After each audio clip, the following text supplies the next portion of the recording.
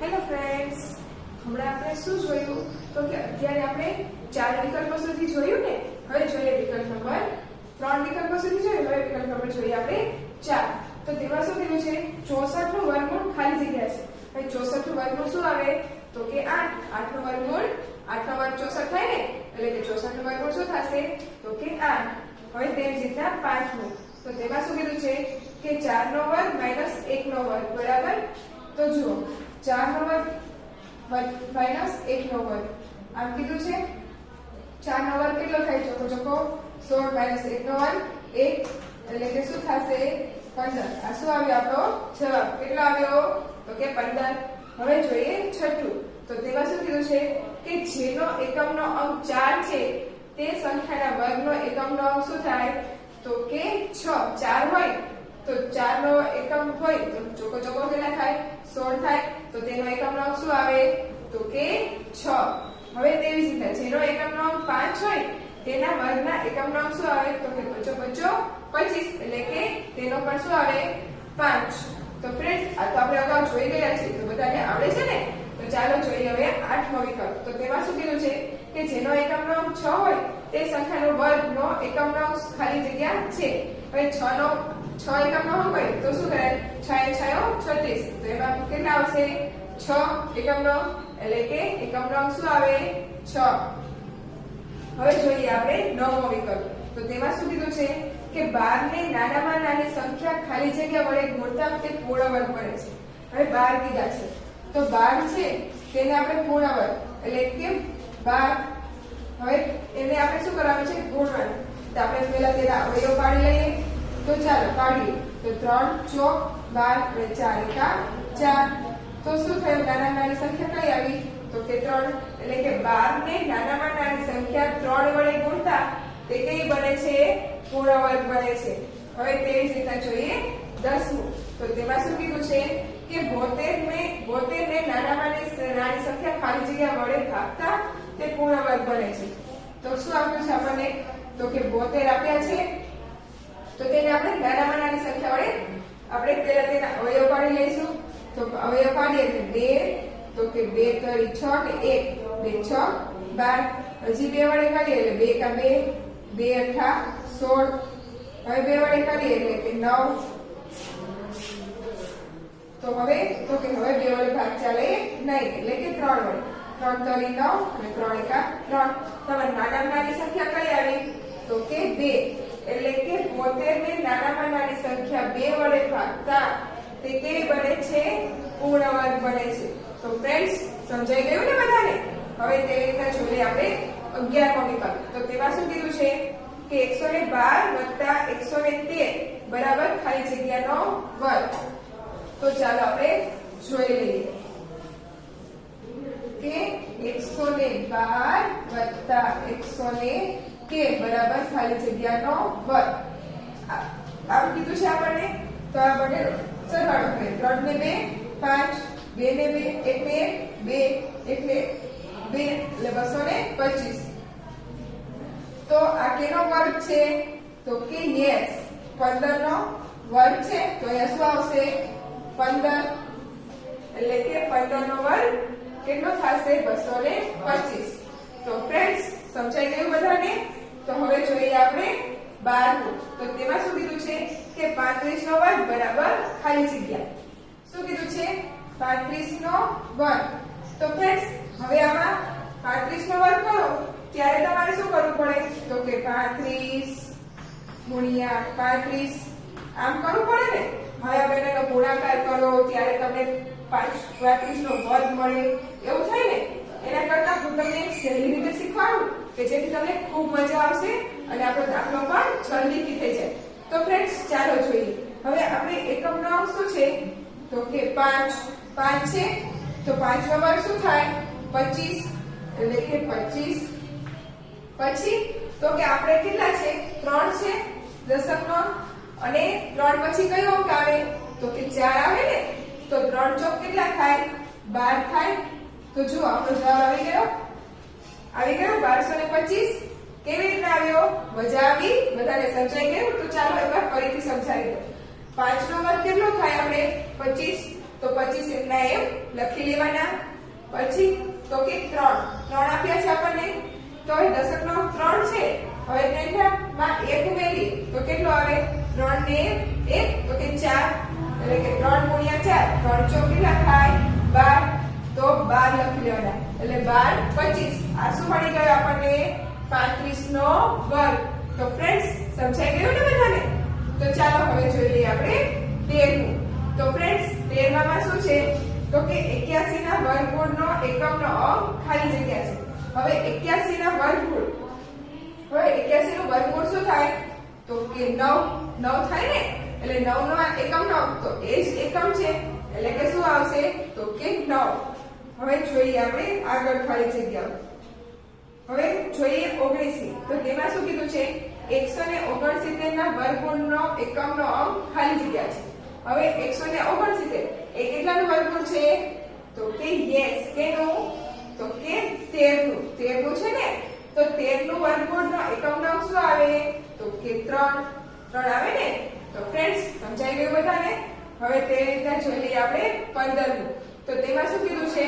કે 64 ના છેદમાં 289 નું વર્ગમૂળ બરાબર ખાલી જગ્યા. હવે જો 64 ના છેદમાં કેટલા કીધા છે? 289 કીધા છે. હવે 64 નું વર્ગમૂળ શું નીકળે? તો કે 8, અને 289 નું તો કે 17. તો આપણો જવાબ શું આવે? તો કે 8 ના છેદમાં 17. તો ફ્રેન્ડ્સ સમજાઈ ગયું ને બધાને? હવે તેવી રીતના જોઈ લઈએ આપણે 16મું. તો તેમાં શું કીધું છે? કે જેનો એકમનો અંક 2 હોય તો તે પૂર્ણ વર્ગ સંખ્યા ન હોય. હવે એકમનો અંક 2 હોય તો 2 નું વર્ગમૂળ નીકળી શકે? ન નીકળી શકે ને. એટલે કે એકમનો અંક 2 હોય તો તે પૂર્ણ વર્ગ સંખ્યા ન હોય. હવે જોઈએ 17. તો તેમાં શું કીધું છે? કે જેનો એકમનો અંક ખાલી જગ્યા હોય તે પૂર્ણ વર્ગ સંખ્યા ન હોય. તો 3 રહ્યો, 3 જો એકમની અંકમાં હોય તો તેનો વર્ગ નીકળી શકે. 3 નું વર્ગમૂળ નીકળી શકે? ન નીકળી શકે ને. એટલે કે 3 રહ્યો એ એકમનો અંક હોય તો તે પૂર્ણ વર્ગ સંખ્યા ન કહેવાય. હવે જોઈએ 18. તો તેમાં શું કીધું છે? કે 3.61 નું વર્ગમૂળ બરાબર ખાલી જગ્યા છે. કેટલાનું કીધું છે? 361 નું.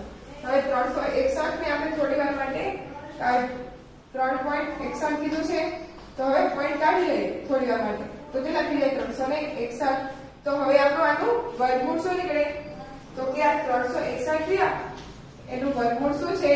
તો કે 19 છે. હવે કેટલા આખરે પોઈન્ટ હતો?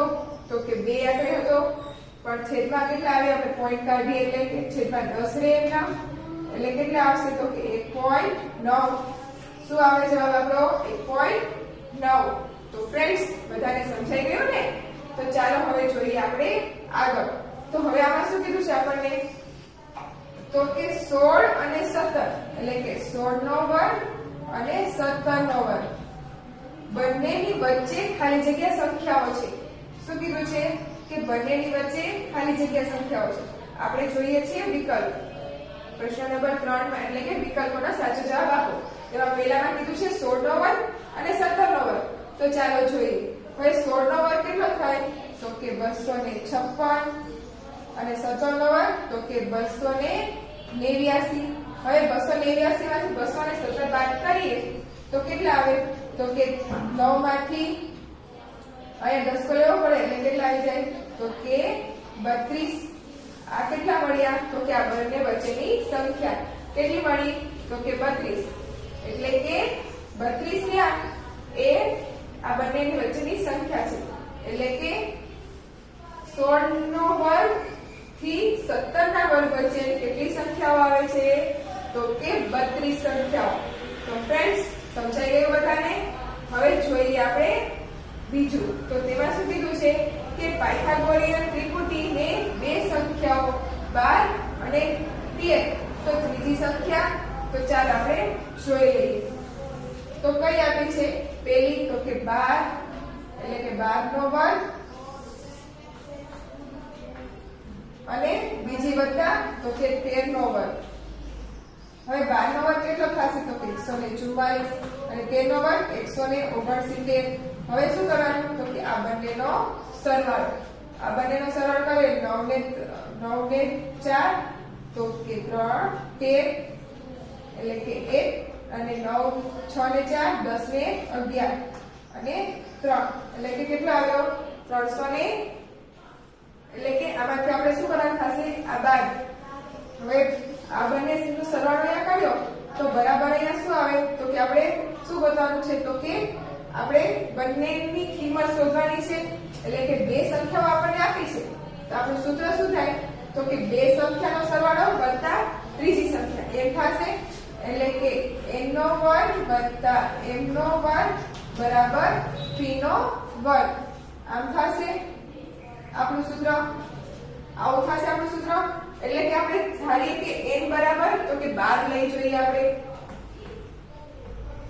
વત્તા m નો વર્ગ આપણે શોધવાનો રાખીએ અને p નો વર્ગ આપણને આપ્યો છે કેટલો તો કે 13 એટલે કે 13 નો વર્ગ એટલે કે m નો વર્ગ બરાબર 12 નો વર્ગ વત્તા કેટલો થશે 12 નો વર્ગ તો કે 144 બરાબર 169 કેટલો તો કે 13 નો વર્ગ એટલે કે m નો વર્ગ બરાબર 169 માઈનસ 144 એટલે કે m નો વર્ગ બરાબર શું મળ્યું તો કે આમાંથી આ બાદ કરવાના એટલે કે 25 બચશે આપણી પાસે એટલે કે m બરાબર 25 નું વર્ગમૂળ એટલે કે m બરાબર કેટલા મળ્યા તો કે 5 શું મળી m ની કિંમત 5 એટલે કે જો બે સંખ્યાઓ 12 અને 13 હોય તો ત્રીજી સંખ્યા કેટલી હોય તો કે 5 હવે જોઈએ આપણે ત્રીજું તો તેમાં શું કીધું છે કે 8 નો વર્ગ વત્તા ખાલી જગ્યાનો વર્ગ બરાબર 80 તો ચાલો આપણે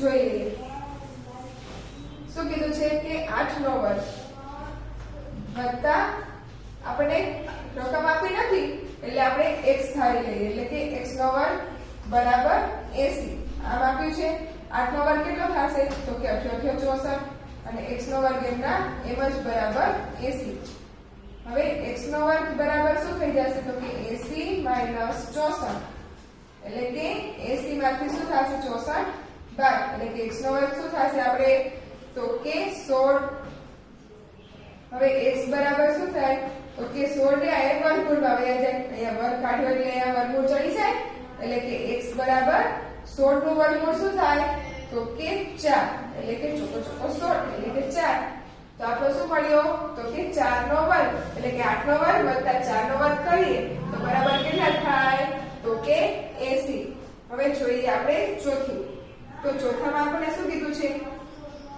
કે 4 માં કીધું છે 400 નું વર્ગમૂળ હવે 400 નું વર્ગમૂળ કીધું છે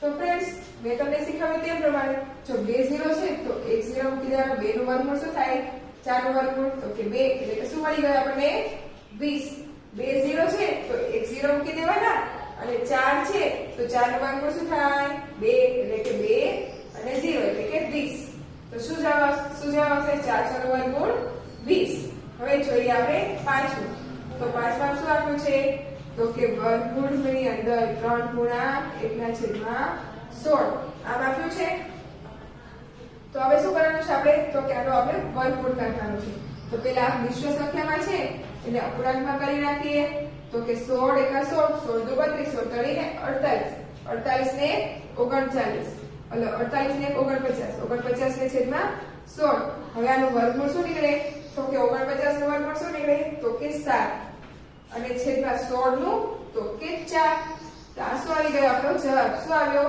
તો કે 7 ના છેદમાં 4 તો ફ્રેન્ડ્સ મળી ગયો બધાને જવાબ તો હવે આપણે જોઈએ 8 7મું તો 7માં શું કીધું છે કે જેનો એકમનો અંક 7 હોય તે સંખ્યાના વર્ગનો એકમનો અંક ખાલી જગ્યા થાય હવે એકમનો અંક 7 તો 7 નો આપણે વર્ગ કરીએ તો કેટલો થાય તો 49 કેટલા મળી આપણે એકમનો અંક 9 તો શું હોય એકમનો અંક તો કે 9 હવે જોઈએ આપણે 7 તો તેમાં શું કીધું છે કે જેનો એકમનો અંક 8 હોય તે સંખ્યાના વર્ગમાં એકમનો અંક ખાલી જગ્યા થાય 8 હોય તો 8 નો વર્ગ શું થાય 64 એટલે કે 4 તો શું થાય એકમનો અંક 4 તો ફ્રેન્ડ્સ બધાને સમજાઈ ગયું ને તો ચાલો હવે આપણે આગળ આવા જ બીજા વિકલ્પો જોઈએ ઓકે